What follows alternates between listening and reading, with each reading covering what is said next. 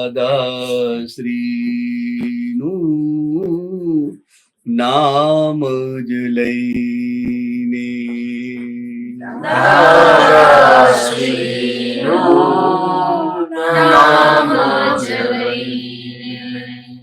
સ્વાર્થ બુદ્ધિએ વેળ ફિકાડ્યા, સ્વાર્થ બુદ્ધિએ વેળ ફિકાડ્યા, કઈ જન મારા ભટકીને, કઈ જન મારા ભટકીને, મૂર્ખ બનીને ખુદ બંધાયા, મૂર્ખ બનીને ખુદ બંધાયા, ચટણ ચિકાસે ચીપકીને,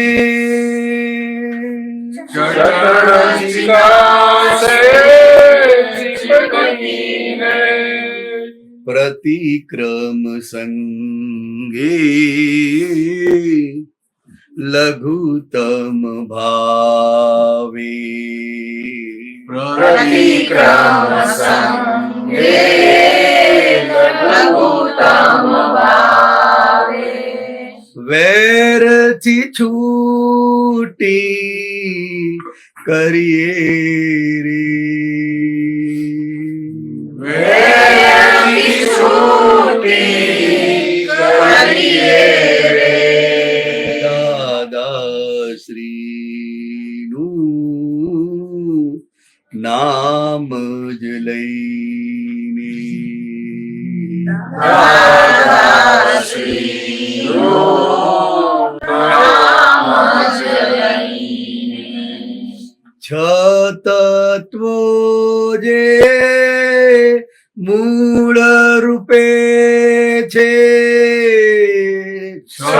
તત્વો જે મૂળ રૂપે છે, તેજ ઇટરનલ બાકી મિશ્રણ, તેજ ઇટરનલ બાકી મિશ્રણ, જે છે તેને તેજ કહ્યું છે, જે છે તેને તેજ કહ્યું છે,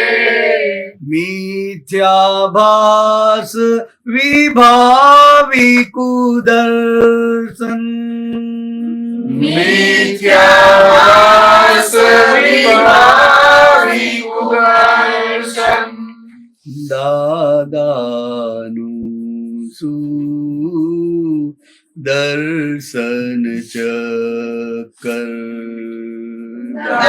દાદાનું સુદર્શન ચક્કર, અંદર ફેરવી લઈએ રે, અંદર ફેરવી લઈએ રે, કારણ હારું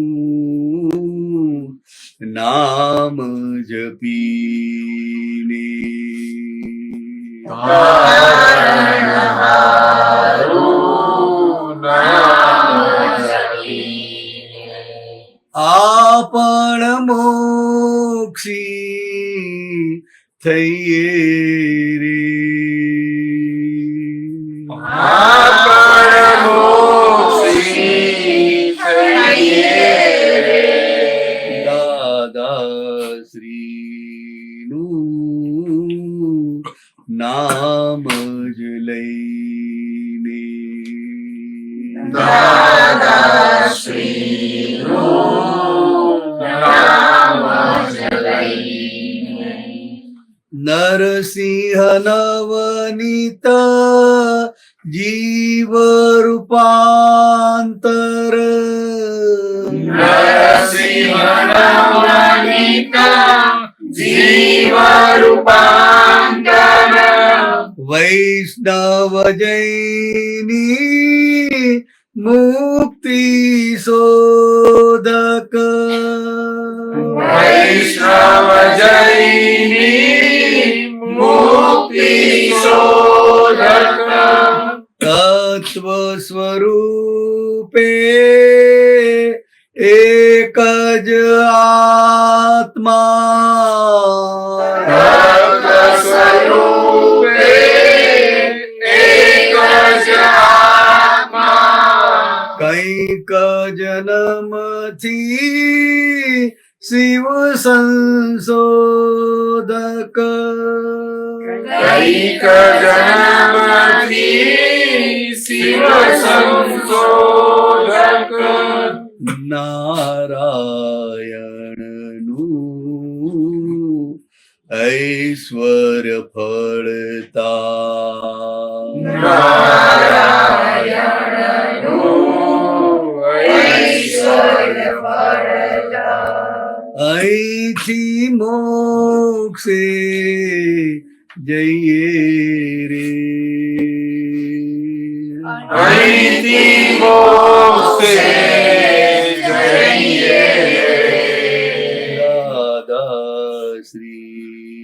દાદાશ્રીનું નામ જ લઈને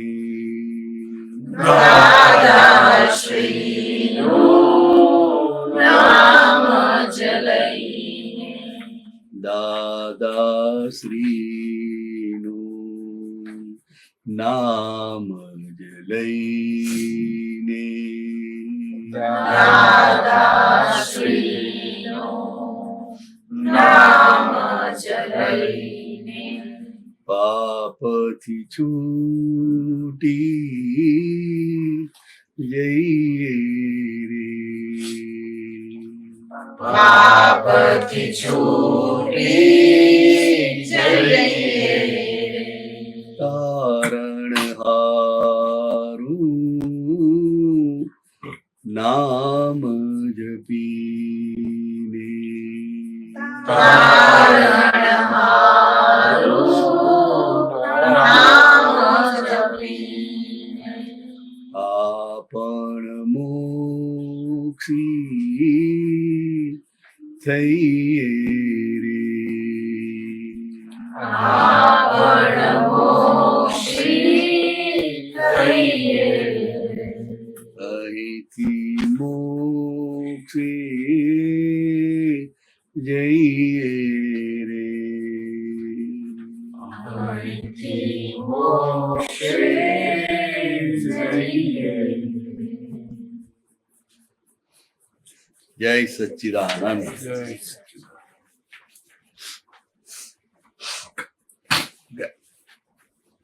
આપણ મોક્ષી થઈએ રે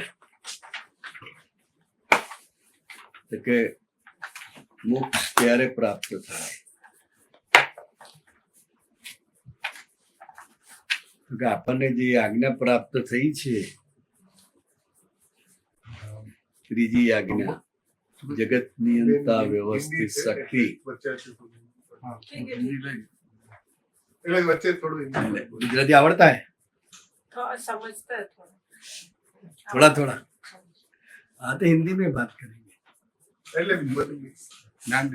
मिक्स चलेगा गुजराती में बात बोलेंगे थोड़ा समझ में तो आता है ना जो ना समझ में आया तो हाथ ऊपर करना बराबर ठीक क्योंकि बाकी सब गुजराती है इसलिए गुजराती में बात करेंगे जो आपको पूछना है जो आपको समझना है फिर आप हिंदी में बोल सकती है आपका जो प्रश्न है वो आप हिंदी में पूछ सकती है तब तक हम गुजराती में धीरे धीरे बात करेंगे तो आपको समझ में आ जाएगा चलिए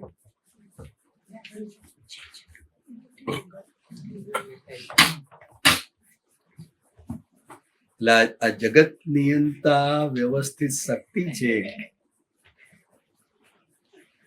તો કે એ જેમ જેમ સમજાતી જાય એમ આપણે મોક્ષ સ્વરૂપ થતા જઈએ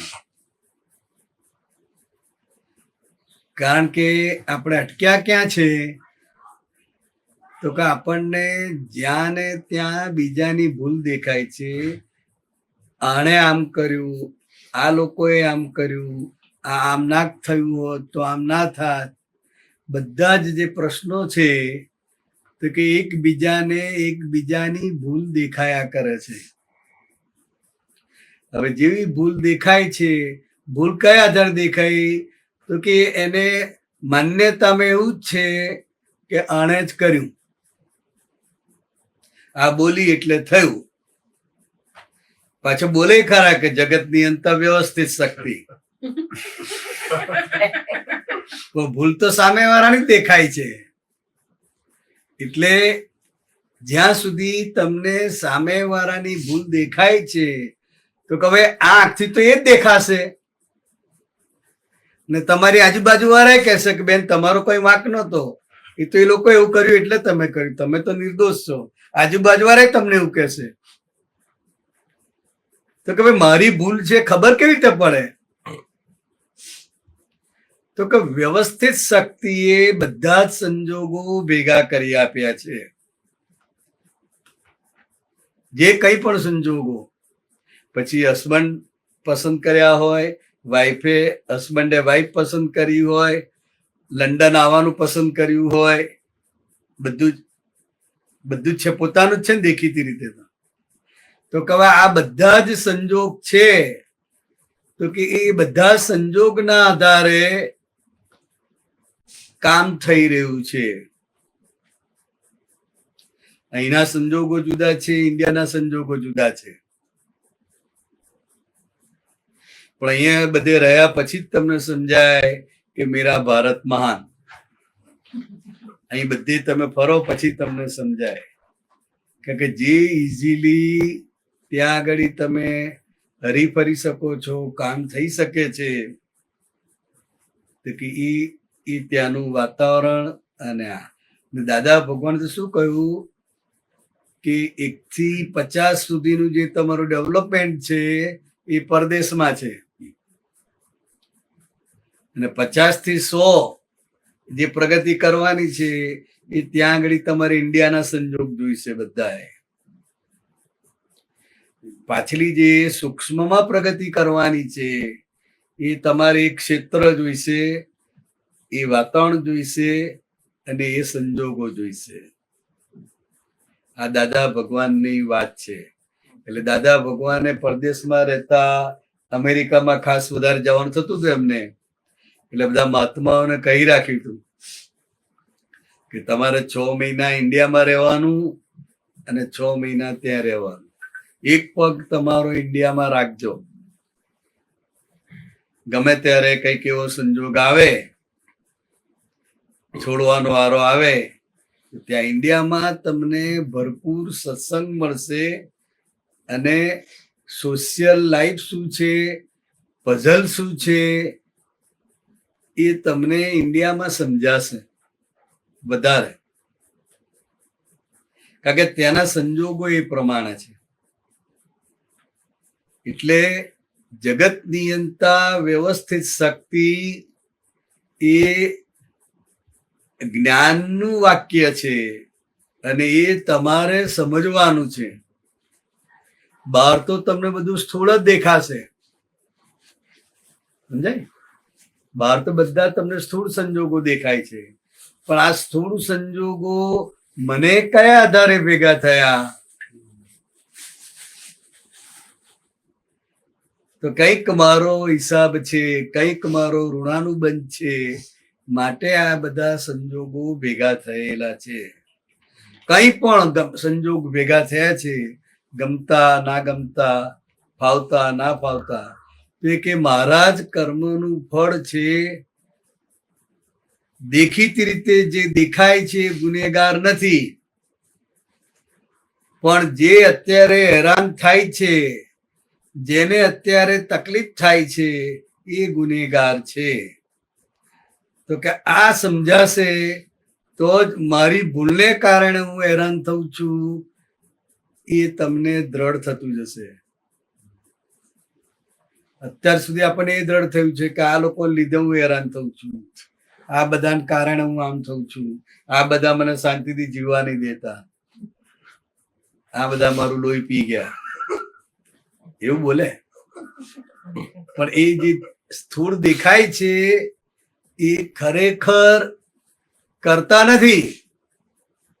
સ્થૂળમાં તમને જે દેખાય છે, તમને સમજાય છે, એ બધા નિમિત્તો છે. શું છે? ના, આવા બધા નિમિત્તો કેમ ભેગા થયા છે? તો કે મૂળ તમારા કર્મના જે સંસ્કાર છે, તમારા વ્યક્તિગત જે સંસ્કાર છે, એ સંસ્કારને કારણે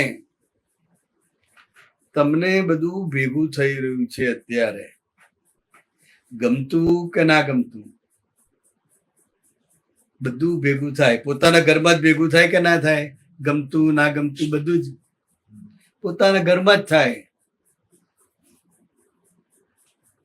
તો કે મને જે કંઈ પણ સંજોગ ભેગા થઈ રહ્યા છે એ મારા જ કર્મનું ફળ છે. એ જેટલું દ્રઢ થતું જશે એ તો આપણે મોક્ષે જવાના. અને જ્યાં સુધી તમને બીજાની ભૂલ દેખાય છે, સામેની વ્યક્તિ ગુનેગાર દેખાય છે, ત્યાં સુધી મુક્ત થઈ શકાય નહીં. એટલે જગત નિયંતા વ્યવસ્થિત શક્તિ એ શું સૂચવે છે? તો કે અત્યારે તમે નિર્દોષ છો, તમને જે સંજોગો ભેગા થાય છે એ પણ નિર્દોષ છે. એટલે એ લોકોએ કશું નથી કરતા, તમે નથી કરતા. પણ અત્યારે જે કંઈ થઈ રહ્યું છે એ પાછલા જે સંસ્કારો પડેલા છે, પાછલી જે માન્યતાઓ પડેલી છે, એ માન્યતાઓના પરિણામ સ્વરૂપે બધા સંજોગો ભેગા થાય છે, એકબીજાની જોડે અથડાય છે. બધાને કોઈએ ઘરમાં કોઈને દુઃખ આપવું નથી, કોઈ કોઈને દુઃખી કરવા માંગતું નથી, પણ છતાંય થઈ જાય છે. કેમ? તો કે દરેકના મન જુદા છે, દરેકનું લાઈક ડિસલાઈક જુદું છે, અને દરેકના વ્યક્તિગત સંસ્કાર પણ જુદા છે. સંસ્કાર જુદા છે, શરીર જુદા છે, લાઈક ડિસલાઈક જુદું છે, અને એ બધા એક ઘરમાં ભેગા થયા છે.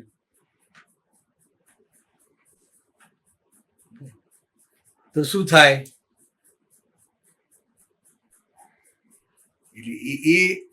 એ ભાગ આવવાનો. હવે એ જે ના ગમતો ભાગ આવે છે કે ગમતો ભાગ આવે છે, તો કે એ તમારું તપ છે. કેમ?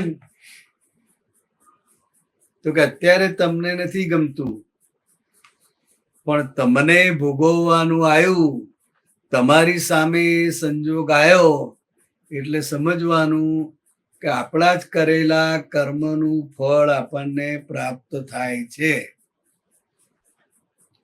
કોઈ આપનાર નથી, પણ દેખાશે, વ્યક્તિ જીવતા દેખાશે દરેકને. તો કે એ વ્યક્તિ એ સ્વતંત્ર રીતે કરતા નથી. વન ઓફ ધ એવિડન્સ છે. શું છે? One of the evidence.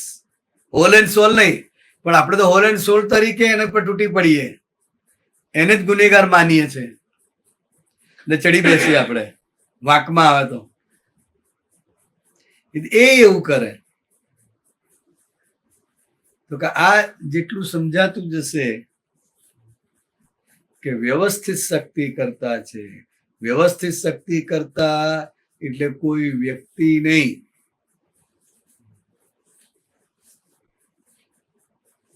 જે તમને નિમિત્તો ભેગા થાય છે એ બધા જ નિમિત્તો, બધા એવિડન્સ છે.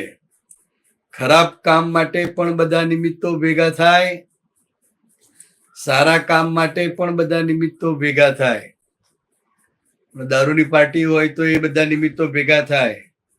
એ નિમિત્તો બધા સત્સંગમાં ના હોય, સત્સંગના નિમિત્તો બધા જુદા હોય. એટલે જે નિમિત્તો તમને ભેગા થાય છે એ તમારા કર્મનું ફળ છે,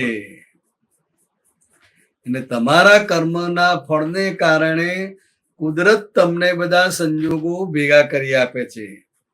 એટલે વર્તમાનની દ્રષ્ટિ જોઈએ તો કોઈ ગુનેગાર નથી. એટલે અત્યારે કોઈ કશું જ કરતું નથી, પણ થઈ રહ્યું છે.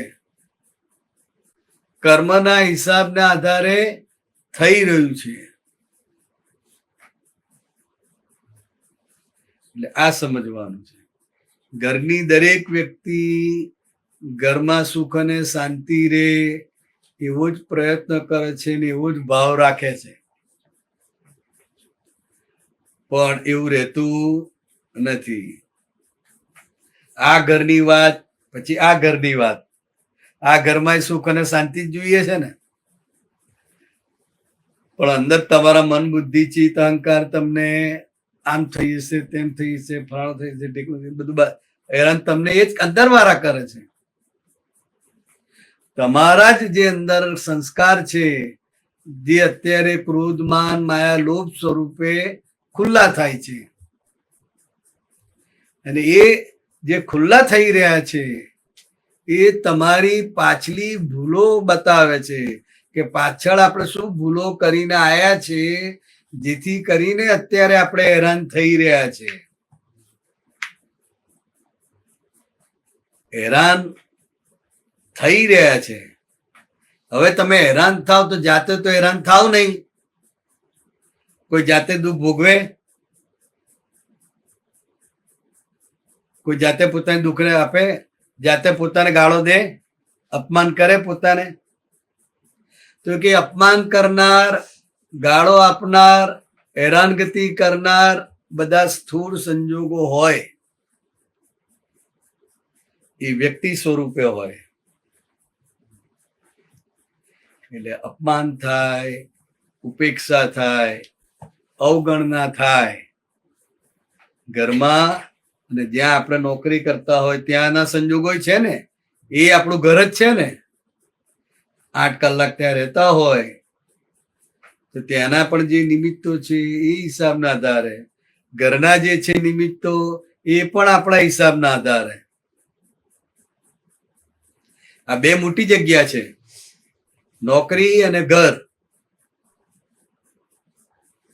તો કે આ બંને જે સંજોગ તમને ભેગા થાય છે એ તમારા કરેલા કર્મનું ફળ છે, પણ એ આપણને સમજાતું નથી. એટલે આપણે નિમિત્તોને ગુનેગાર જોઈએ છે. ભલે જાણતા હોય કે વ્યવસ્થિત શક્તિ જ કરતા છે, ના તો એ બોલી જ કેમ એવું? એને એવું કર્યું જ કેમ?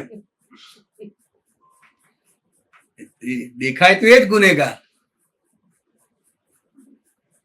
તો કે વ્યવસ્થિત કઈ રીતે? તો કે જેટલા પણ નિમિત્તો છે, દુઃખ આપનારા કે સુખ આપનારા, એ બધા જ નિમિત્તો આપણા પોતાના કરેલા કર્મના ફળ સ્વરૂપે છે. એટલે દાદા જયારે ત્રીજી આજ્ઞા સ્વરૂપે કહે છે કે જગત નિયંતા વ્યવસ્થિત શક્તિ, એટલે આખું જગત બહારનું અને આ તમારું મન વચન કાયારૂપી જગત એ વ્યવસ્થિત શક્તિ ચલાવી રહ્યું છે. એટલે તમારે કોઈ માંદગી ના જોઈતી હોય, શરદી ના જોઈતી હોય, ઉધરસ ના જોઈતી હોય તો એ બધું આવે. ના આવે તો જ આપણે સીધા રહીએ, નહીં તો એમ જ થાય કે આપણે તો કશું છે નહીં, તો ડોક્ટર યાદ આવે. એટલે આપણું શરીર આપણને બહુ ઉપદેશ આપે છે, બોધ આપે છે, અને આ શરીર થકી જ મુક્તિના માર્ગે પણ જવાય છે. આ શરીર તમારું જ મન એ સંસાર બાંધનારે છે, અને મનથી મુક્ત થાવ તો એ જ મન તમને મોક્ષે લઈ જાય. તો કે મનને જ્યારે તમે જ્ઞેય સ્વરૂપે જુઓ વિચાર માત્ર મૂકી દો એની બાજુ વિચાર માત્ર જ્ઞેય છે. શું છે? જ્ઞેય છે. હવે સારું અને ખોટું લેબલ આપણે આપ્યું છે. આપણને ગમતા વિચારો આવે તો આપણે તો બહુ સરસ, બહુ સરસ, અને ના જોઈતા વિચાર આવે તો હેરાન થઈ જાઓ. સમજાય? પણ આપણું જ મન એ જ્ઞેય સ્વરૂપે જોવાનો અભ્યાસ કરવાનો છે. બોલવાથી નહીં થાય. 5 આજ્ઞા બોલવાથી કામ નહીં થાય, પણ 5 આજ્ઞાને સમજ કરવાનું છે. સમજાય? 5 આજ્ઞા જયારે તમે સમજ કરો અને પોતાના રોજબરોજના વ્યવહારમાં જ્યારે તમે સમજતા થાવ ત્યારે કલ્યાણ થાય. અને મોટામાં મોટો પુરુષાર્થ પોતાના મન વચન કાયાને જોવાનો અભ્યાસ કરવાનો છે. બરાબર? ચાલો, જય સચ્ચિદાનંદ.